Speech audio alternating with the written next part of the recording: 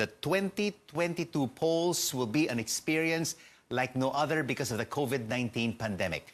With the continued threat of the virus and the new variants, the Commission on Elections will make changes in the way aspirants campaign and the way we vote. The usual practices may no longer be allowed in the middle of this health crisis. Let's hear more from Comelec Spokesperson James Jimenez. James, thank you so much for joining us. What will be the restrictions on mass gatherings as we are still in the midst of a pandemic? Well, thank you very much for having me, Rico. As far as the restrictions on mass gatherings are concerned, obviously things are going to be very different. It used to be that in mass gatherings, the more people you had attending your rallies, the better for you. But now, these rallies will have to have very restricted audiences. We'll have to have a good idea of what the capacity of the venue is so that we can stay to be within the limits prescribed by the IATF. Most probably around 50 to 30% capacity. So, of course, behavior in the rally will also change. Okay. So with restricted audiences during campaign sorties of the candidates, will they still be able to display affection to their constituents, such as candidates shaking hands with voters, carrying babies for photo ops and food distribution? We are going to limit that severely. One of the basic principles of pandemic response is social distancing and things like shaking hands, kissing babies, eating in the company of other people. These things are inimical to the concept of social distancing. So they're probably not going to be allowed to do that anymore. So, again, like I said, the landscape will have changed drastically. Of course, now that you mentioned that there will be physical campaign restrictions, what about online campaigning, James? The battles and the mudslinging will be primarily on social media with social distancing. Will there be rules and regulations and permits granted before posting campaign materials online?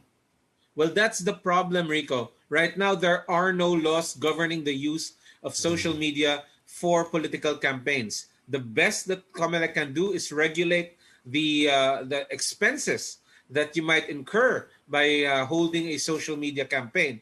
But that's downstream. You basically check how much they spent during the campaign period rather than checking how much they're spending as they go along. Again, as far as content is concerned, that will still be very lightly regulated, if at all. And of course, candidates will not be transparent on their social media spending to the Commission on Elections. Well, it doesn't really. Well, yes, obviously they're not going to be 100% transparent. But then again, Rico, it's also rather irrelevant considering that a lot of them are already spending now, long before they even have to report anything.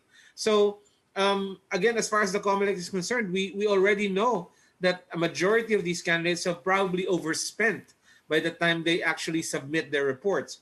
However, as far as the law is concerned, if they're reporting spending within the campaign period, that I'm sure they will make sure will be within the limits prescribed by law. What about troll farms?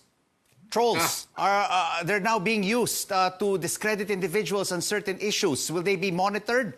Do you have the infrastructure? Do you have the people to monitor them? And if they overstep the line, will they be banned or suspended? Well, we have the desire to monitor, and we certainly have a core group of people who are looking out for these things because, Rico, they're not just attacking each other, they're attacking the Comelec as well and trying to undermine the credibility of the entire system. So yes, there will be some active measures against that. We've already spoken with the owners of the platforms, of the social media platforms, and I think there's a bright future there in terms of policing the activities of trolls. What illegal activities have you already discovered, James, that is taking place online in terms of buying votes that could be potentially used by candidates during the campaign period as we head into the elections in May 2022? Well, for the most part, vote buying right now is still an in-person kind of thing. But we know that as we get closer to the elections, the buying is going to move into the e-wallet categories, you know. Right. Okay. So online cash transfers, that's the most probable mode of vote buying that we're going to see come to the fore as we get closer to the elections. So are you coordinating with the online payment systems to track this kind of activity? Well, absolutely, but we're very early days as far as this goes.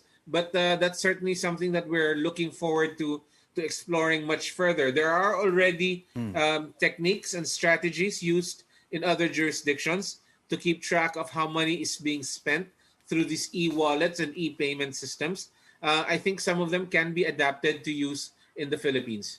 All right, you've been in this business, you've been in the Comelec for 20 years, so you've seen basically everything, all the illegal and the legal activity. So, James, tell us, what about activity in the polling stations? What is the verdict on voters who will show COVID-19 symptoms on election day? Can they still vote? Yes, we're very unequivocal about that. Having COVID symptoms is not disqualifying. Let me repeat that. Having COVID does not disqualify you from voting. So what we're going to do in the Comelec is we're going to set up isolation polling places where if you have symptoms, if you exhibit symptoms, you will be taken to these isolation polling places, separated from the general population, and there you'll be able to cast your vote in safety. Other people will be safe from you, and you will be safe from other people as well. James Jimenez, Commission on Elections spokesperson, thank you so much for joining us on The Final Word.